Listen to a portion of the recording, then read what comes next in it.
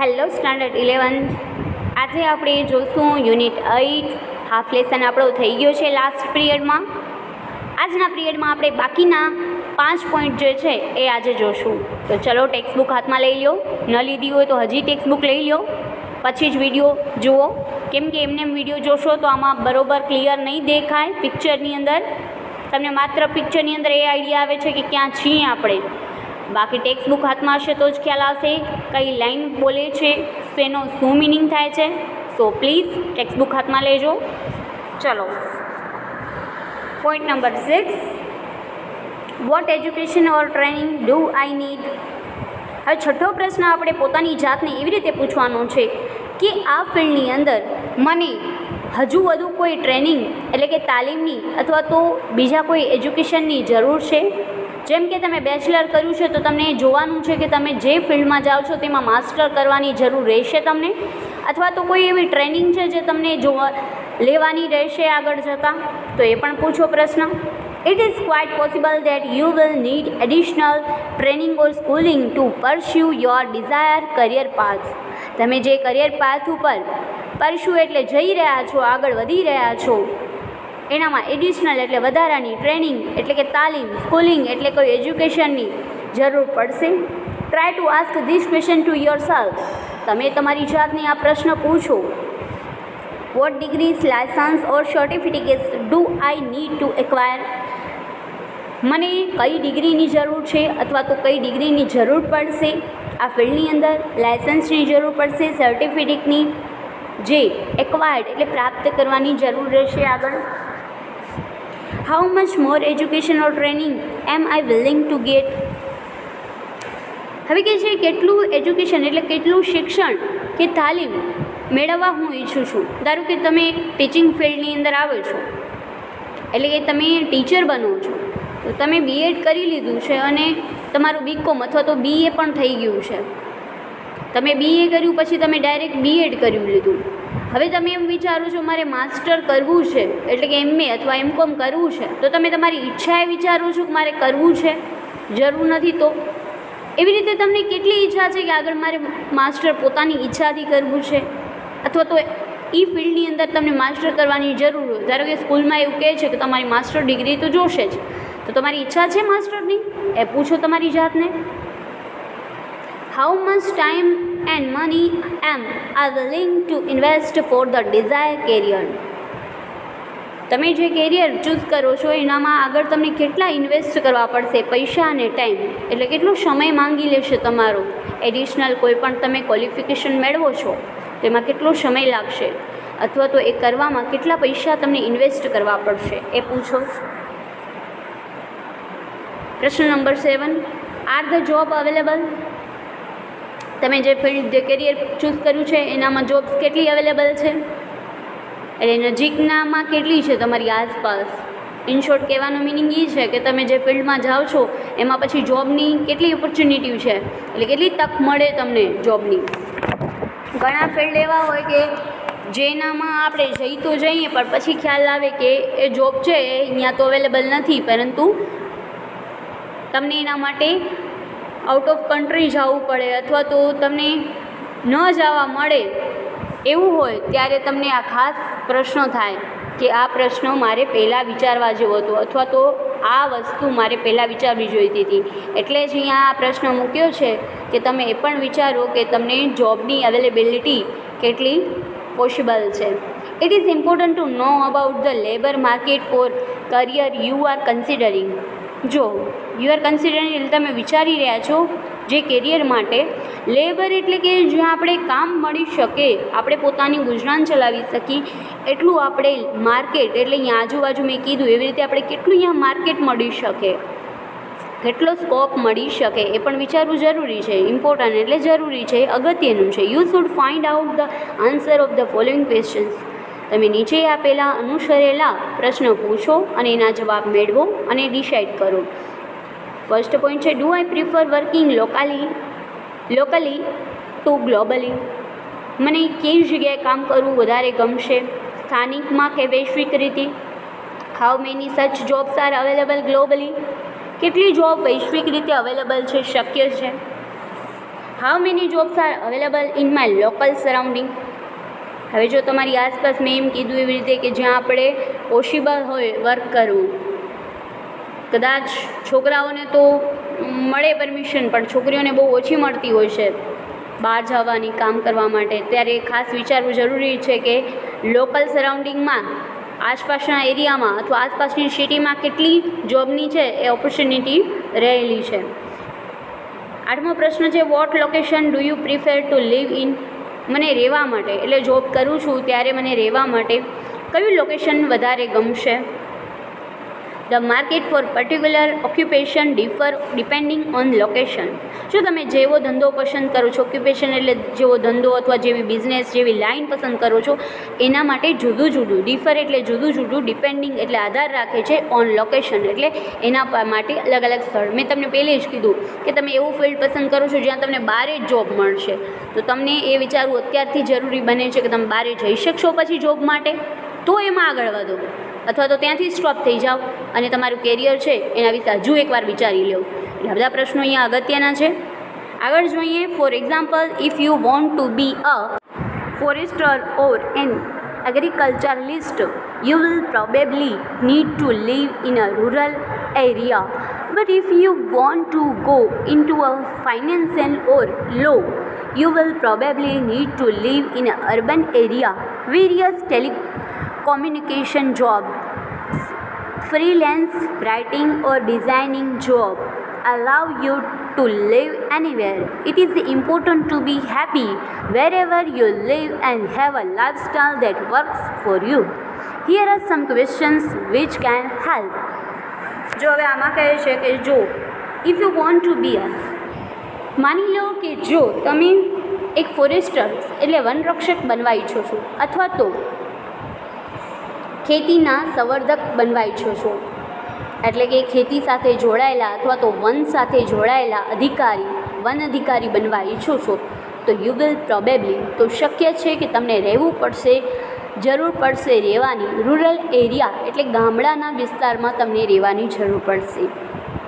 હવે આપણે વન વિભાગ કે ખેતી વિસ્તાર કે એવો ચૂઝ કરીએ છીએ, એ લાઇનમાં જઈએ છીએ, કૃષિને લગતા અથવા તો વન અધિકારી બનીએ છીએ, તો આપણે નોર્મલી છે કે આપણે રૂરલ એરિયા જે છે એનામાં આગળ જતાં રહેવાનું થાય, તો એ વિચારવું અત્યારથી જરૂરી છે.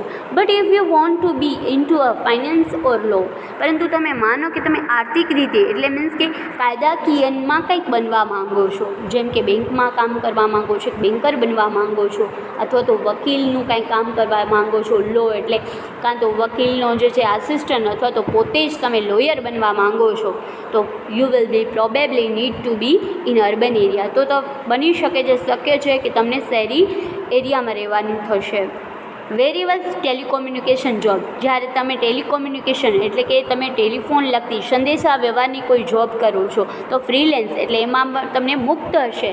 કેમ કે શેના માટે મુક્ત હશે? તો રાઇટિંગ અને designing jobs allow you to live anywhere, તો તમને એમાં અલાવ કરશે એટલે પરવાનગી મળી શકશે તમને ગમે ત્યાં રહેવાની, અર્બન એરિયા કે રૂરલ એરિયામાં, તમે જ્યાં ઈચ્છો ત્યાં તમે રહી શકશો. કેમ કે ત્યાં કેવી જોબ હોય છે? તો રાઇટિંગ ઓર ડિઝાઇનિંગ એટલે કે કોમ્પ્યુટર ઉપર જ કામ કરવાનું હોય છે, કાં તો મેલ કરવાના હોય છે અને કાં તો કોઈ જે પીપીટી તૈયાર કરવાનું હોય છે. તો આવી રીતે જ્યારે કોમ્પ્યુટર બેઝ વર્ક હોય છે તમારું, ત્યારે તમને ગમે ત્યાં રહેવા માટે પરવાનગી મળશે. પરંતુ મહત્ત્વનું શું છે? It is important to be happy wherever you live. પરંતુ મહત્ત્વનું એ છે કે તમે જ્યાં રહ્યો ત્યાં ખુશ રહો. જે લાઇફસ્ટાઈલ તમારી પાસે હોય, જેના માટે તમે કામ કરો છો, જે લાઇફસ્ટાઈલ સારી બનાવવા માટે તમે આટલી મહેનત કરો છો, તો તમે હેપી રહો, એ ખૂબ જરૂરી છે. Here are some questions which can help you. અહીંયા કેટલાક ક્વેશ્ચન્સ છે જે તમને મદદરૂપ થશે. Do I enjoy living in a city with a lot of events around or do I prefer a slower lifestyle. શું મને ગમશે સિટીમાં રહેવું જ્યાં ઘણી બધી ઇવેન્ટો, પ્રસંગો બનતા હોય, ફંક્શન થતા હોય, એની આસપાસ મને રહેવું ગમશે? કે પછી હું સ્લોવર એટલે કે ધીમી, એકદમ શાંતિવાળી લાઇફસ્ટાઇલ જીવવાનું પસંદ કરું છું? Do I prefer to live amidst nature or to live with a modern facility. શું મને નેચરની આસપાસ એમિડસ્ટ એટલે કે એની વચ્ચે રહેવું ગમશે, કુદરતની વચ્ચે રહેવું ગમશે? કે પછી મોડર્ન લાઈફ ફેસિલિટી એટલે કે આધુનિક ફેસિલિટી, સગવડવાળી જગ્યાએ રહેવું ગમશે. જો તમે સિટીમાં રહેશો તો તમને બધી મોડર્ન ફેસિલિટી મળશે, એ અવેલેબલ હશે, પરંતુ તમે જો રૂરલ એરિયા પસંદ કરો છો તો ત્યાં નહીં મળે, પરંતુ તમને કુદરતના ખોળે રહેવા મળશે. તમને કેવું ગમે? પણ do I prefer working from one place or do I prefer travelling? શું મને એક જ જગ્યાએ રહીને કામ કરવું ગમે કે પછી ટ્રાવેલિંગ, સફર કરવું ગમે? એક જગ્યાએથી બીજી જગ્યાએ તમને ટ્રાવેલિંગ મીટિંગ માટે પણ ઘણીવાર જવું પડે, ઘણીવાર પ્રોજેક્ટ બારે હોય તો તમને એ પ્રોજેક્ટ માટે બારે પણ જવું પડે સિટીમાં, તો તમને આવું ટ્રાવેલિંગવાળું જ ગમશે કામ? ચલો હવે 9મો પ્રશ્ન છે, what are my salary needs? મને કેટલી સેલરીની જરૂર છે? તમે કેટલું, તમને શું છે જરૂરિયાત તમારી? સેલેરી માટે શું એક્સપેક્ટેશન તમે કરો છો, શું અપેક્ષા ધરાવો છો? Salary doesn't have to be the first consideration when selecting a career. તમે જ્યારે કેરિયર, કારકિર્દી વિશે વિચારો છો ત્યારે ચોક્કસથી તમારો પહેલો પ્રશ્ન સેલેરી વિશે ના હોય, એ બરાબર છે, but it is a important factor. પરંતુ એ મહત્ત્વનો પરિબળ છે. ફેક્ટર એટલે પરિબળ છે, બાબત છે. એવું નથી કે સેલેરી વિશે વિચારો જ નહીં, સેલેરી વિશે વિચારવું પણ જરૂરી છે. એ છે કે સેલેરીને વિચારીને કદાચ આપણે ફિલ્ડ પસંદ ન કરીએ, આપણે જે ગમતું હોય એ ફિલ્ડમાં જઈએ, ભલે સેલેરી ઓછી હોય કે હાઈ હોય, એ એટલું અગત્યનું નથી. આપણે હેપી રહેવા જોઈએ, આપણે કામ ગમવું જોઈએ, પરંતુ સેલેરીની બાબત પણ આજના જનરેશનમાં જરૂરી છે. ફોર સમ પીપલ અ કરોડ રૂપી ડ્રીમ નીડ ટુ બી અ કરોડ રૂપી reality before they are satisfied. ઘણા એવા હોય છે કે જે કરોડપતિ બનવા માંગતા હોય છે, જ્યાં સુધી કરોડપતિ ન બની જાય ત્યાં સુધી સેટિસ્ફાઈડ એટલે સંતોષ નથી થતો એ લોકોને. Other people are much comfortable at lower income levels just as long as certain needs are fulfilled. અને બીજા ઘણા લોકો એવા હોય છે કે પોતાની માત્ર જરૂરિયાત પૂરી થાય એટલે એ લોકો સેટિસ્ફાઈ હોય છે અને કમ્ફર્ટેબલ એટલે આરામથી પોતાની લાઈફ જીવતા હોય છે. એટલે બે પ્રકારના લોકો છે, એમાંથી તમે કયા પ્રકારના લોકો છો એ તમે વિચારો. તમને કેવું ગમશે? If making a lot of money is important to you, શું તમારા માટે ઘણા બધા પૈસા જરૂરી છે? You need higher qualification and your option will be more limited. Consider how important money is to you. જો તમને એવું હોય કે ઘણા બધા પૈસા જોતા હોય તો તમને એના માટે હાયર ક્વોલિફિકેશન એટલે ઘણું બધું તમને ભણવું પડશે, તમને શિક્ષણ મેળવવું પડશે, ડિગ્રીઓ લેવી પડશે, અને તમારા માટે ઓપ્શન એટલે કે વિકલ્પો પણ મર્યાદિત હશે. તો વિચારો તમારા માટે શું જરૂરી છે અને પૈસા કેટલા મહત્ત્વના છે તમારા માટે. નીચેના પ્રશ્નોથી વધારે ક્લિયર થઈએ. Do I prefer limited but regular income or irregular but large profit income? તમને શું ગમે? રેગ્યુલર ઇન્કમ આવે, નિયમિત ઇન્કમ આપણે દર મહિને મળી જાય એ ગમે, કે તમને ભલે ઇરેગ્યુલર હોય પરંતુ મોટા પ્રોફિટ એટલે કે મોટા ફાયદાવાળી હોય? જેમ કે શેર માર્કેટ છે એ એવું જ છે, ક્યારેક ડૂબે તો ક્યારેક લાગે, એટલે મીન્સ શેર ઊંચા પણ જાય તો આપણે ઘણું પ્રોફિટ થાય. તો કેવું ગમે? Do I prefer to be a rich busy and risk taking a person? તમે કેવા છો? પૈસાદાર બનવા માંગો છો, બિઝી એટલે કે એકદમ વ્યસ્ત રહેવા માંગો છો, રિસ્ક ટેકિંગ રિસ્ક લેવાવાળા વ્યક્તિ છો તમે? Do I like to earn modernity and enjoy an easy life with a family and friends? તમને શું મોડાલિટી એટલે કે એકદમ બધું શાંતિથી જતું હોય અને સાવ સાધારણ લાઈફ હોય એને કહેવાય modality. And enjoy easy life with a family and friends, અને આવી સરળ લાઈફ તમને ફેમિલી અને ફ્રેન્ડ્સ સાથે વિતાવી ગમે. 10મો પ્રશ્ન છે, are there opportunities four advancement? તમને એડવાન્સમેન્ટ એટલે કે તમને આગળ વધવાની ઓપોર્ચ્યુનિટીઝ એટલે તક કેટલી મળશે આ ફિલ્ડની અંદર, એના વિશે વિચારો. સમ જોબ્સ હેવ અ મોર ફરીથી લઈએ. Some jobs have more opportunities for professional life by lack of opportunities. તમે ઘણા પ્રોફેશનલમાં જોતા હો, વ્યવસાયિકમાં જોતા હોય, એ ફિલ્ડની અંદર જોતા હોય કે એની અંદર બીજા કરતાં પ્રમોશનની તક વધારે રહેલી હોય. અને આગળ કહે છે, we all know people who seem to become a stagnant in their professional life by lack of opportunities. અને આપણે બધા જાણીએ છીએ કે કેટલાક લોકો જે છે એ એક જગ્યાએ ને એક જગ્યાએ અટકી જાય. 5 વર્ષ પહેલાં પણ એ જ હોય ને 5 વર્ષ પછી પણ એની લાઈફસ્ટાઈલ, પ્રોફેશનલ લાઈફસ્ટાઈલ એ જ હોય. એ શેના કારણે એવું બનતું હોય તો કે લેક ઓફ ઓપોર્ચ્યુનિટીઝ એટલે કે આગળ વધવાના ચાન્સ ઓછા હોય. લેક એટલે ખામી હોય. ઓપોર્ચ્યુનિટીઝ એટલે તકની ખામીઓ, એટલે તક જેમાં ઓછી મળતી હોય પ્રમોશનની તો એ વિશે પણ વધારે વિચારવું એ પણ મહત્ત્વનું છે. It is often hard in this situation to keep up a lot of enthusiasm for work, અને એ સમયે બહુ જ મુશ્કેલ, ઓફટન એટલે વારંવાર એ જ વસ્તુ બનતી હોય તો હાર્ડ એટલે મુશ્કેલ બને છે એ સિચ્યુએશનની અંદર, એ સ્થિતિની અંદર ઉત્સાહ, એન્થુસિયાઝમ એટલે ઉત્સાહ સાથે એ કામ કરવું અને ટકી રહેવું. Here are some questions you can ask yourself. અહીંયા કેટલાક પ્રશ્નો છે જે તમારી જાતને પૂછો. પહેલો છે, do I like to take challenges and overcome them. તો મને પડકારો ઝીલવા અને એનો સામનો કરવો અને એનામાં પડકારો ઉપર ઓવરકમ એટલે વિજય મેળવો એ ગમે. Do I get board with a similar kind of work for a long time. લાંબા સમય સુધી મને એક પ્રકારનું કામથી હું કંટાળી જાઉં, એટલે કેવા પ્રકારનો નેચર છે તમારું એ પૂછો, એ ઓળખો. Do I prefer to stick to one place and similar kind of work for a long time. શું તમને ગમશે એક જગ્યાએ જ રહીને લાંબા સમય સુધી એક જ પ્રકારનું કામ કરવું ગમો, આ એક જ પ્રકારનું કામ કરવું. As you go through these questions, get help from others. Talk to parents, teacher or other important elders in your life. તમે આ બધા પ્રશ્નોથી પસાર થાઓ અને બીજાની હેલ્પ લો. તમારા પેરેન્ટ્સ સાથે એટલે કે માતા પિતા સાથે વાત કરો, શિક્ષક સાથે, અથવા તો તમારા જે અગત્યના એલ્ડર્સ એટલે વડીલો જે છે એની સાથે વાત કરો અને પછી તમારી લાઈફમાં વિચારો, તમારા લાઈફ વિશે વિચારો અને આગળ વધો. Think about the big picture. No single question should determine your choice.